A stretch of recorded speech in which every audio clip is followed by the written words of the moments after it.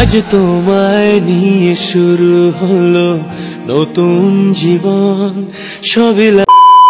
নমস্কার বন্ধুরা, welcome back to my channel Joitsagar again. তো তোমরা সবাই কেমন আছো? আশা করছি ভালো আছো, আর আমিও কিন্তু ভালো আছি। তো এখন সকাল সকাল ব্লগটা স্টার্ট করছি। আর এই যে দেখো মোবাইল, কই গেল রে মোবাইল? ওই যে মোবাইলটা এইদিকে, ওই যে দেখো মোবাইল। তো যাই হোক আর কি, ওই যে মোবাইল। তো এখন হচ্ছে মোবাইলটাতে ভিডিও আপলোড হচ্ছে আর আমি এখানে বসে আছি। তো এখন থেকে ভাবলাম ব্লগটা স্টার্ট করি। এই একটা আমার প্রত্যেক দিনের ঝামেলা, বাড়িতে আমার একদমই নেটওয়ার্ক পায় না, মানে শ্বশুর বাড়ির ভিতরে একদমই নেটওয়ার্ক পায় না। খুব কষ্ট করে তোমাদের সাথে ভিডিও শেয়ার করি। তো বড়দের প্রণাম জানি এবং ছোটদের অনেকটা ভালোবাসা জানি আজকে ব্লগটা স্টার্ট করলাম। আর আজকে ব্লগ কিন্তু একদম ধামাকাদার হতে চলেছে, কারণ কাল আমি সোনার দোকানে ফোন করেছি আর বলেছে যে হয়ে গেছে, জিনিসটা হয়ে গেছে, আজকে গিয়ে নিতে পারবো। তো তোমরা অনেক দিন থেকে ওয়েট করে আছো যে শাশুড়ি মার জন্য আমি কি সোনার জিনিস বানিয়ে দিলাম বা কি উপহার দিলাম। তো সেটাই আজকে শেয়ার করবো, মানে আনতে যাব, আনবো, তারপরে শেয়ার করব। হ্যাঁ, তো ভিডিওটা কিন্তু একদম স্কিপ না করে দেখবে সবাই। তো চলো দেখতে থাকো। আজকে কিন্তু আমি একটু তাড়াতাড়ি স্নান টান করে রান্নাঘরে চলে এসেছি। মা কিন্তু পুরো রান্নাঘর আজকে পরিষ্কার করছে। তো তার জন্যই দেখো গ্যাসটা নিচের মধ্যে মা রেখেছে, তো ওখানেই আমি রান্না করছি। আর সকাল সকাল স্নান করব, কারণ তো তোমরা জানোই আমি দিনহাটায় যাব। আর দিদি আছে না, আমার পাশের যে ননাস, ছোট ননাস, তার মেয়ের আজকে নাচের পরীক্ষা আছে। তো তার সাথেই যাব, মানে ওদের টোটোতেই যাব। গিয়ে আমি তো সোনার দোকানে যাব, আমি সোনাটা নিব। আর তারপরে দিদিদের সাথে একসাথেই, দিদিরও কিছু টুকটাক কেনাকাটা আছে। তো যাই হোক, সেগুলো কিন্তু কেনাকাটা করে কিন্তু আমরা আর কি বাড়ি চলে আসবো। তার জন্যই দেখো দিদিদের স্বাদ ধরার জন্য আমি তাড়াহুড়ো করে রান্না করছি। না হলে তো একাই গেলে ওই 2টা 3টা বা 4টার দিকে গেলেও মানে কোনো ব্যাপার হতো না। তো এখন দেখো ডাল বসিয়ে দিয়েছি, আর আমার কিন্তু ভাতটা কিন্তু অলরেডি হয়ে গেছে। আর বাবা গেছে না ডিম আনতে, অনেক দিন থেকে ডিম খাওয়া হয় না, তো তার জন্যই ডিম আনতে গেছে। আর দেখো পাশে আমি রুটিও কাওয়া করে নিয়েছি, কারণ সকালবেলা আমি রুটি খাবো, আজকে আর ভাত খাবো না। সকালবেলা তো আমি এমনিও ভাত খাই না, ওই দুপুরবেলা ভাত খাই। তো ভাবছি আজকে রুটি খাবো, অনেক কদিন থেকে আমার রুটি খাওয়া হচ্ছে না। তো পাশে ডালটা হচ্ছে, মানে সোমবার দিলাম, জাল হচ্ছে, আর আমি সাইডে দেখো রুটি করে নিচ্ছি। আর ডিম এনেছে, এখন ভাবছি ডিম দিয়ে কি রান্না করব। ওই ঝুরি ভাজা, পেঁয়াজ মরিচ দিয়ে ডিম দিয়ে ঝুরি ভাজা দিয়ে রুটি, অনেক কিন্তু টেস্টি লাগে। তো সেটাই কিন্তু আমি করে নিলাম। তারপর দেখো রেডি সেডি হয়ে কিন্তু আমি বেরিয়ে পড়লাম। সো বন্ধুরা, আমি বেরিয়ে পড়েছি, এই যে দেখো। তো এখন যাব, মানে দিদির সাথে যাব। তো ভাগ্নির আজকে নাচের পরীক্ষা আছে, দিনহাটা নাচের পরীক্ষা। তো ভাবলাম ওদের সাথেই যাই, ওরা এখন নাচের পরীক্ষা দেবে আর আমি এখন আমার যেটা যেটা আর কি কেনার, তো সেটা কিনে নেব। তো সামনে আসবে টোটোতে করে। তো চলো। আচ্ছা বন্ধুরা, আমি বুঝি না এখন নাচের পরীক্ষা আছে, স্টুডেন্টদের নাকি আর কি গিফট নিয়ে যেতে হয় বাইরের যে স্যার ম্যাডামগুলো নাচের পরীক্ষা দেওয়ার জন্য, মানে এক্সাম নেওয়ার জন্য আসে। মানে কি বলবো, আর আজব ব্যাপার। মানে প্রত্যেকজন আর কি, ধরো যদি 20 জন হয়, তো 20টা গিফট আবার এক্সট্রা দিতে হবে, আবার নাচের পরীক্ষার জন্য তো ফর্ম ফিল আপ করতে হবে। মানে কি বলি, আর বাচ্চা কাচ্চাদের এখন পড়াশোনা করা যে টাফ, এত টাকা পয়সা লাগে বলে বোঝানো যাবে না। তো যাই হোক, দেখো আমি কিন্তু সোনার দোকানে অলরেডি এসে পড়েছি। আর আসার পরেই দেখো আমি যে জিনিসটা নেব সেটা কিন্তু, মানে ওখানে ওরা বিলপত্র করছে। আগে কিছু টাকা দেওয়া ছিল, আজকে কিছু দিলাম। তো তার জন্যই দেখো ওরা ভালো করে বিল করছে। আগে আমি জানো তো একদম সোনার কিচ্ছু বুঝতাম না, মানে ওখানে যে বিলের মধ্যে লিখে দিত যে কত গ্রামে, মানে প্রথমত ভরি থাকতো যে এত ভরি এত দাম, তারপরে গ্রামের হিসাব থাকতো, তারপরে আবার হলমার্কের হিসাব থাকতো, তারপরে মজুরির হিসাব থাকতো, মানে অনেক কিছু আগে আমি কিচ্ছু বুঝতাম না। তো আমি এখন ভালো করে বুঝে নেই, কারণ কি বলতো, যেহেতু তোমরা দেখবে সোনা যখন বানাবে না, তখন কিন্তু বাড়ি এসে দেখবে, যখন তোমরা নিজে দেখবে জিনিসটা, তখন তোমরা বুঝতে পারবে না। আর না বুঝলে অসুবিধা হয়ে যায় যে এত টাকা নিল, কিসের জন্য এত টাকা নিল, আচ্ছা সোনার দাম তো এত, তাহলে এত টাকা কেন নিল। তো তার জন্যই এখন আমি ভালো করে বুঝে নেই, যাতে বাড়ি গিয়ে আমার দেখতে সুবিধা হয়। আর কি বলতো, এই সোনার জিনিস পুঙ্খানু হিসাব, মানে আমার তো একদমই মাথায় ঢোকেই না।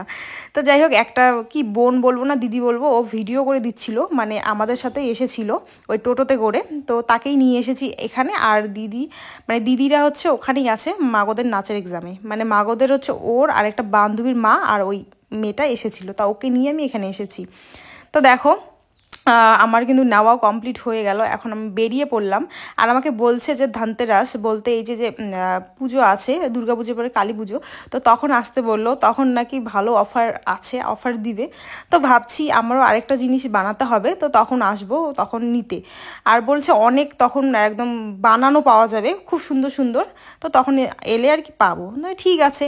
তারপর দেখো আমরা চলে এসেছি এখানে মাগর নাচের এক্সামে। তো দেখো ওরা দুজন, ওই যে বললাম না একটা বান্ধবী আর ও দুজনেই আর কি ডুয়েট নাচ ছিল, তো ওটাই হচ্ছে নাচছে ওরা।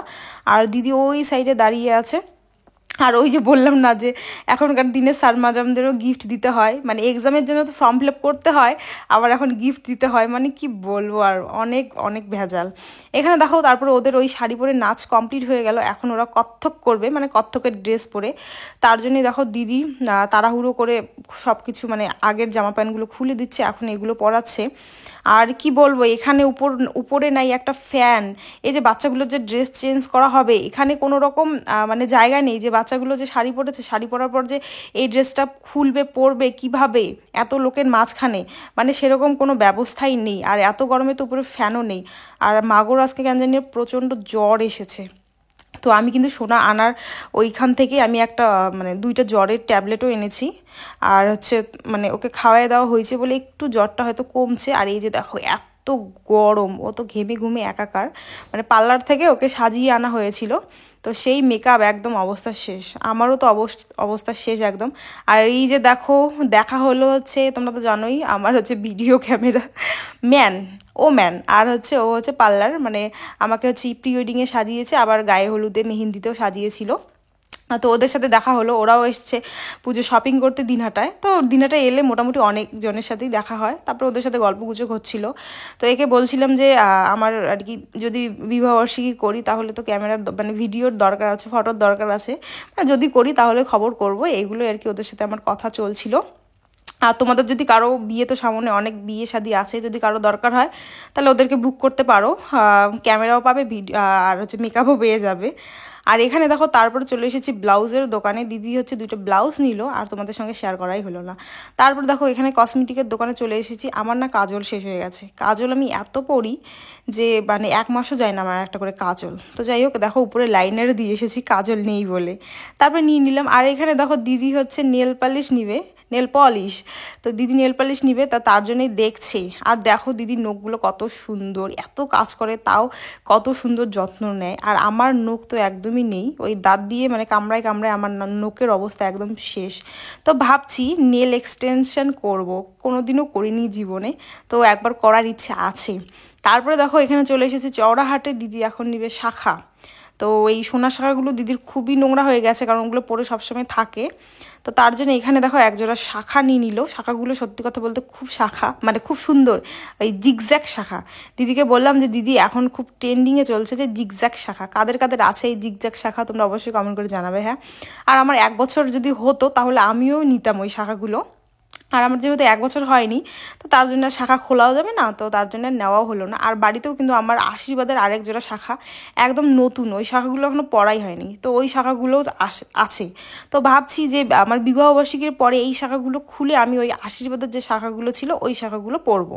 তো দেখো দিদির এখন হচ্ছে এই সোনার শাখাগুলো খোলা হচ্ছে, কারণ হচ্ছে শাখাগুলো ওই বানিয়ার দোকানে দিবে পরিষ্কার করার জন্য, খুব নোংরা হয়েছে, খুব নোংরা। আর তোমরা তো জানোই ওই ধরো দিদিদের বাড়িও সুন্দর, কিন্তু গ্রামে বাড়ি, গরু, তারপরে গরু আছে, কাঁচা জায়গাও অনেক আছে, তো সেগুলো পরিষ্কার করা, সব কিছু পরিষ্কার করতে এই শাখা টাকাগুলো খুব নোংরা হয়ে যায়। ওই টাউনে কিন্তু ওই ঘরের ভিতরে পায়খানা, বাথরুম, ধরো উঠান, মানে এরকম থাকে না, উঠান নেই, ওরকম বাড়িতে ভালো হয় আর কি সোনার জিনিস পরে টরে থাকা, অত তো নোংরা হয় না। আর দেখো বন্ধুরা আমরা কিন্তু চলেও এসেছি, আর তোমাদের সঙ্গে মানে বলছি তোমাদেরকে যে আমরা চলে এসেছি। একটা বিরিয়ানি নেওয়া হয়েছে, মাগো আর আমি খাবো, আর সিঙ্গারা নেওয়া হয়েছে। আর ওখানে কিন্তু দিনহাটায় ওই টোটো কাকুকেও খাওয়ানো হয়েছে, আমরাও সবাই টুকটাক খেয়েছি।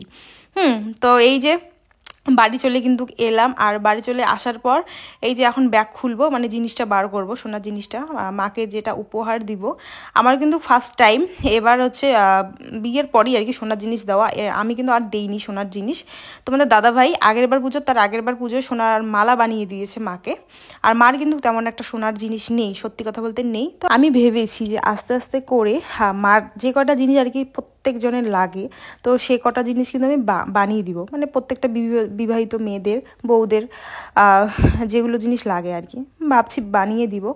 তো দেখো মা চলে আসছে আর আমিও প্রচণ্ড এক্সাইটেড। আমি তো এখনও অবধি কাউকে আমি সোনার জিনিস গিফট করিনি, ইভেন আমার মাকেও এখনও গিফট করিনি।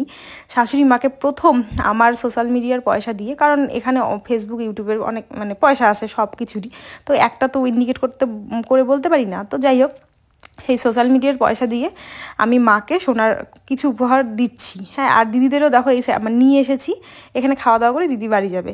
আর আমি কিন্তু প্রচণ্ড চঞ্চল, প্রচণ্ড হাসি, বেশি হাসির জন্য মানুষ খারাপ পায়। তো দেখো এখনও হাসছি নন স্টপ, সবাই জানে আমি এভাবেই জোরে জোরে হাসি আর খুবই চঞ্চল টাইপের। তো দেখো এই যে মানে মাকে দিয়েছি শাখা বাঁধা, তোমরা অনেকে গেস করেছিলে। তো মাকে কিন্তু আমি শাখা বাঁধা দিলাম। এই যে দেখো ওই শর্টে না, যখন মাকে দিয়েছি ওটা শর্ট ভিডিও করা হয়েছিল, তো শর্টে তোমরা দেখতে পারবে। তো এই যে দেখো শাখা বাঁধাগুলো মা বের করেছে, তো খুবই সুন্দর হয়েছে। দিদি বলছিল শাখা বাঁধাগুলো খুবই সুন্দর হয়েছে, কিন্তু একটা মানে কি বলবো, একটা গ্যারাকল হয়েছে, সেটা তোমরা পরের ব্লগেই জানতে পারবে যে কি হয়েছে, কি সমাচার। তো দেখো এখন হচ্ছে মাকে বলছি মা ওই শাখাটা খোলো, তোমার হাতের শাখাটা খোলো, এই শাখাটা পরিয়ে দিব। তো মানে মার যে হাতের শাখাটা এতটা মানে মার হাত এতটা শক্ত যে ওই শাখা মানে বেরোচ্ছিলই না। তো তার জন্য কিন্তু আর বের করাও হয়নি। আর তোমাদের আজকে না অনেকটা পরিশ্রম হয়ে গেছে সারাদিনই, তো তোমাদের কিন্তু এক্সট্রা করে আর শাখাগুলো ভালো করে দেখানো হলো না, আর কি আছে কি নেই, কত গ্রাম আছে, কি সমাচার, তো কিছুই দেখা হলো না। তো পরের ভিডিওতে কিন্তু তোমরা কমেন্ট করো, আমি কিন্তু পরের ভিডিওতে অবশ্যই সোনার ডিজাইনটা সুন্দর করে দেখাবো, কত গ্রাম আছে, কি সমাচার, সব কিছু শেয়ার করবো। তো দেখো পাশের বাড়ির একটা দিদি এসেছে, দেখছে, বলছে যে শাখাটা খুবই সুন্দর হয়েছে, খুবই সুন্দর। বাবাও কিন্তু দেখছিল, বাবাও বলছিল খুবই সুন্দর হয়েছে শাখাগুলো। আর সত্যি কথা বলতে আমারও খুবই ভালো লাগছে যে শাশুড়ি মাকে কোনো একটা সোনার জিনিস গিফট করতে পারলাম, এটাই সব থেকে বড় আমার কাছে কি বলবো। আর আমার মাকেও যদি কোনো একটা সোনার জিনিস গিফট করতে পারি, তো সেটাও আমার কাছে অনেক বড় আর কি ব্যাপার হবে। তো যাই হোক বন্ধুরা, তো এই যে দেখো মা শাখাটা খোলার চেষ্টা করছে, মানে পাচ্ছেই না। আর শাখাটারও একটা সমস্যা হয়েছে, কি সমস্যা সেটা তোমরা পরের ব্লগেই জানতে পারবে। আর শাখার ডিজাইনটাও দেখাই যাচ্ছে না ভালো করে, এই যে একটু দেখা যাচ্ছে হয়তো বা। তো চলো আজকের মতন টাটা, নেক্সট ভিডিওতে কিন্তু আবার তোমাদের সঙ্গে দেখা হবে। এই যে দেখো মার হাত কত সুন্দর লাগছে সত্যি, মানে আমার একদম মন জুড়িয়ে গেছে। আর মাও প্রচণ্ড ইমোশনাল হয়ে গেছে শাখাগুলো পরে। দেখো শাখা বলা, পরের ওই পিছনের শাখাটা না থাকলে কিন্তু আরও ভালো লাগতো। তো যাই হোক বন্ধুরা, আজকের মতন টাটা, নেক্সট ভিডিওতে দেখা হচ্ছে তোমাদের সাথে।